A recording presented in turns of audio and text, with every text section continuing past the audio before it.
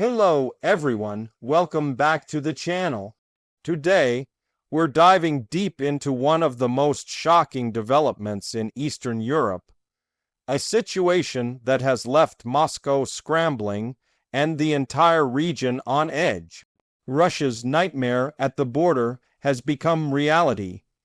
Hundreds of trains are halted, routes are blocked, and what was once a vital trade corridor now stands paralyzed.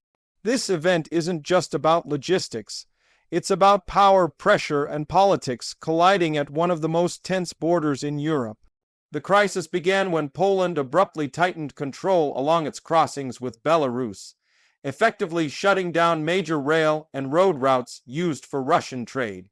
For months, analysts warned that this could happen, but few expected it to escalate this fast. What we're seeing now is more than a transportation issue. It's a geopolitical earthquake shaking the core of Moscow's regional influence. The halted trains symbolize something much larger. Each one is filled with vital supplies, machinery, food products, fuel, and raw materials that are now stranded in no man's land. The border, once a channel of commerce, has turned into a line of confrontation. For Russia, which relies heavily on these routes to move goods between Europe and Asia, this is a devastating blow. Poland's decision was not spontaneous.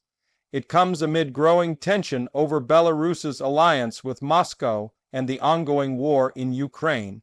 Poland, a member of NATO and a vocal critic of Russian aggression, has been strengthening its borders for months. From building new fortifications to deploying additional troops, Warsaw has made it clear it will not tolerate any activity that threatens European security. The move to block trains and trade routes sends a strong message to both Minsk and Moscow. It's an act of resistance against Russian influence, but it also carries economic weight.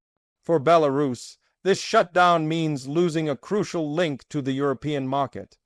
For Russia, it means isolation from one of its last major land connections with the West. The images coming from the border are surreal: miles of cargo trains standing idle, containers stacked and covered in frost, and border guards patrolling quiet checkpoints under gray winter skies. What used to be a symbol of trade and movement has become a silent battlefield of strategy. Russia's response has been furious. Moscow has accused Poland of provoking an international crisis and warned of serious consequences.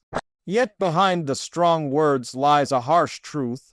There's very little Russia can do to change the situation immediately. Sanctions, logistical bottlenecks, and political isolation have already weakened its global supply chains. This new blockade is just another heavy strike to a system already under strain. Economists are already predicting ripple effects. With goods unable to move, industries dependent on imports and exports are beginning to slow down. Energy shipments are delayed, manufacturing is disrupted, and food prices in certain regions are climbing. The longer the border remains blocked, the deeper the impact will be, not only for Russia and Belarus, but for Europe as a whole.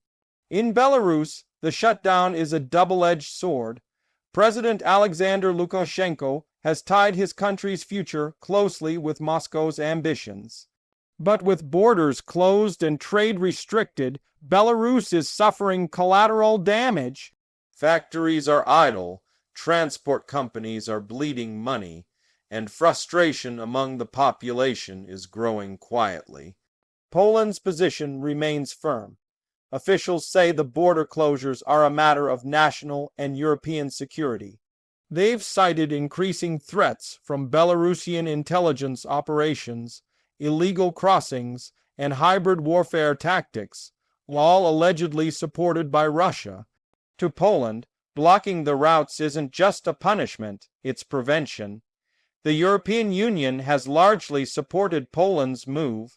Leaders across Europe are viewing this as a necessary step to contain Russian influence and prevent further destabilization.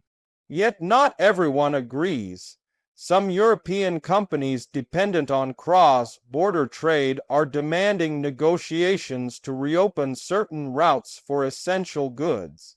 Still, for now, political tensions override economic interests. Inside Russia, the media is portraying the blockade as an act of aggression. State TV anchors are blaming NATO and accusing Poland of trying to strangle Russia's economy. However, independent experts inside the country admit that this is a serious challenge, one that exposes just how fragile Moscow's supply networks have become under sanctions and diplomatic isolation.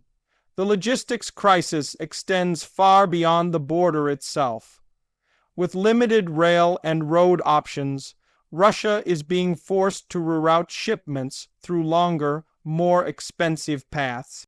Some goods are being redirected south through Turkey or east toward Asia, but those routes cannot fully compensate for the lost access to Europe. The cost of doing business for Russian exporters has skyrocketed. For ordinary citizens, this crisis could mean more shortages and higher prices. Imported goods are already scarce, and delays in transportation are only making things worse. While Moscow insists it can manage the situation, the numbers tell a different story: dwindling foreign trade, increasing costs, and growing dependence on unreliable partners. The psychological impact is also significant. The border blockade serves as a stark reminder that Russia's geopolitical isolation is deepening. Once a major player in European commerce, Moscow now finds itself walled off, watching from the outside. Meanwhile, in Poland, the decision is being celebrated as a show of strength. The government has gained domestic support for standing up to Russia, portraying the move as a defense of sovereignty and European stability. In public speeches, Polish leaders have framed this crisis as part of a larger struggle: democracy and independence versus aggression and expansionism. The international community is closely watching how Moscow reacts. Will Russia attempt to retaliate economically or militarily? Will Belarus become the next flashpoint in this standoff? And how will NATO respond if the situation escalates? These questions remain unanswered, but the uncertainty itself is fueling anxiety across the region. Experts believe the standoff could last for weeks or even months. Infrastructure cannot be restored overnight, and political tensions are too high for easy compromises. The only certainty right now is that trade through Belarus will not return to normal anytime soon. The blockade is not only a physical barrier, but a symbolic one. It represents the growing divide between Russia and the West, a divide built not just on politics, but on mistrust, sanctions, and competing worldviews. Each closed railway line, each stranded train, tells the story of a Europe reshaping itself in real time. Moscow's efforts to maintain trade through friendly nations like China, Iran, and Turkey show its determination to survive under pressure. But even with new routes, the loss of direct access to European markets is a devastating setback. Economically, Russia is turning eastward. Politically, it is drifting further from the European fold. For Belarus, the consequences may be even harsher. Dependent on both Moscow and European trade, the nation is caught in the middle. Its role as a bridge between East and West has vanished, replaced by the image of a sealed border and frozen trains. Poland, on the other hand, is reinforcing its global image as a key defender of NATO's eastern flank. From military aid to Ukraine to its stance against Russia, Warsaw has solidified its place as one of Europe's most outspoken powers. This border closure cements that position even further.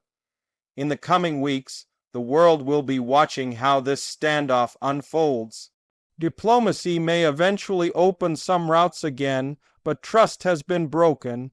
Each side views the other with suspicion, and rebuilding confidence will take far more than reopening crossings. For now, Russia's nightmare at the border continues. The sight of silent trains stretching for miles serves as a haunting metaphor for a nation cut off from the very markets it once dominated. This isn't just a logistical crisis. It's a strategic and psychological turning point in Europe's modern history.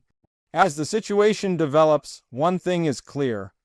The collapse of this trade route will be remembered not just as a border dispute, but as the moment Russia's economic isolation became visible for the world to see. The once open pathways between East and West are closing, and with every passing day, the divide grows deeper. The world has entered a new phase of confrontation, one where every railway, every shipment, and every crossing can become a weapon in the global struggle for influence. What began as a shutdown has evolved into a statement, and that statement echoes far beyond the border. Russia is no longer in control of its own routes to the world.